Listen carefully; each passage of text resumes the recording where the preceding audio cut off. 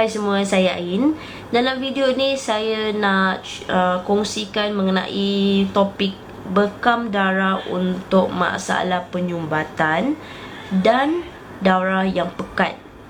Kan kita tahu bahawa kalau darah tu memang dah terlalu pekat sampai doktor pun perlu memberi kita ubat kimia untuk mencairkan darah ataupun ubat pencair darah yang juga mempunyai side effect yang akan datang.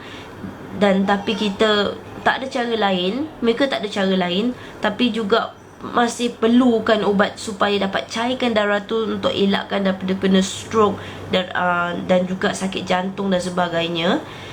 Tapi di sini kita perlu ketahui yang sebenarnya kita boleh lakukan sesuatu yang lebih alami dan natural. Ada cara lain untuk membantu mereka ataupun membantu diri kita untuk mencairkan darah yang pekat dan keluarkan darah yang sumbat itu dengan berbekam. Sebab kita tahu, kita memang tahu kan, bila kita bekam kita keluarkan darah. Dan mungkin anda sudah pun lihat di video-video ataupun di TV atau di mana-mana, bila kita bekam kita boleh mengeluarkan darah beku.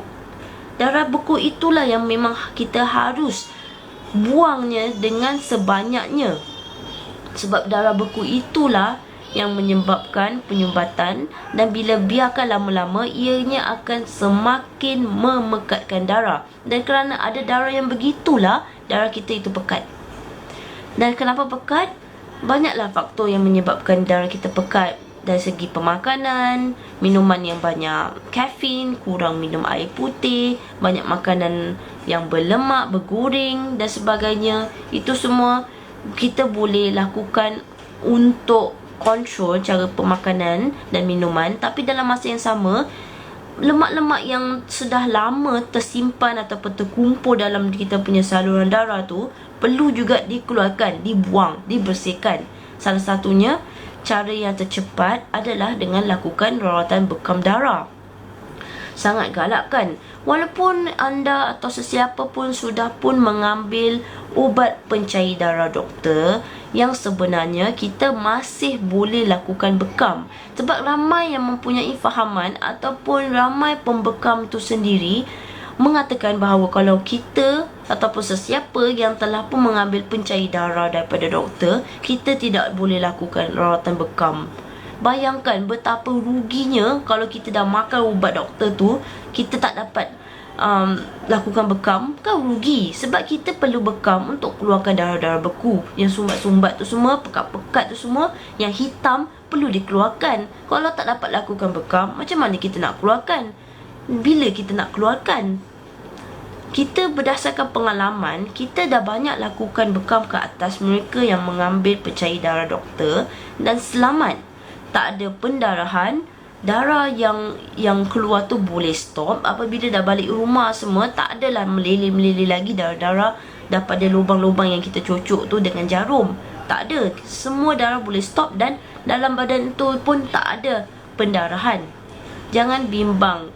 Kalaupun kita bimbang untuk lakukan bekam untuk mereka yang telah pun mengambil pencair darah doktor, ubat untuk cairkan darah, kita boleh pilih bekam dengan menggunakan jarum.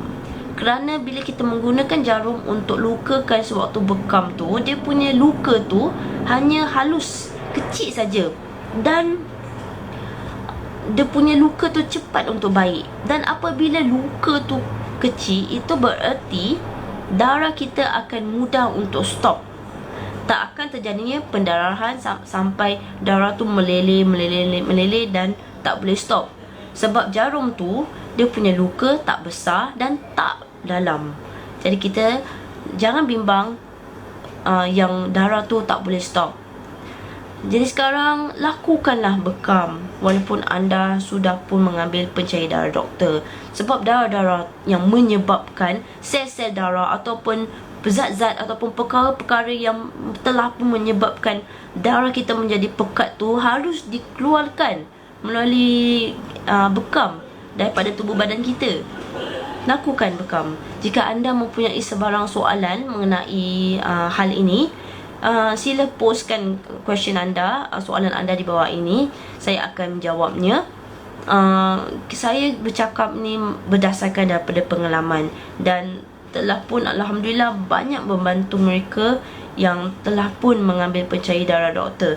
Bila kita dah mula perlu mengambil pencair darah doktor, itu berarti darah kita memang dah terlalu pekat, dan itu berarti kalau memang tak jaga betul, kita memang boleh dapatkan masalah-masalah yang lebih besar, ataupun dalam masa yang sama pun memang orang tu sudah pun mempunyai masalah kesihatan yang besar seperti sumbat jantung ke, ataupun tekanan darah terlalu tinggi ataupun stroke.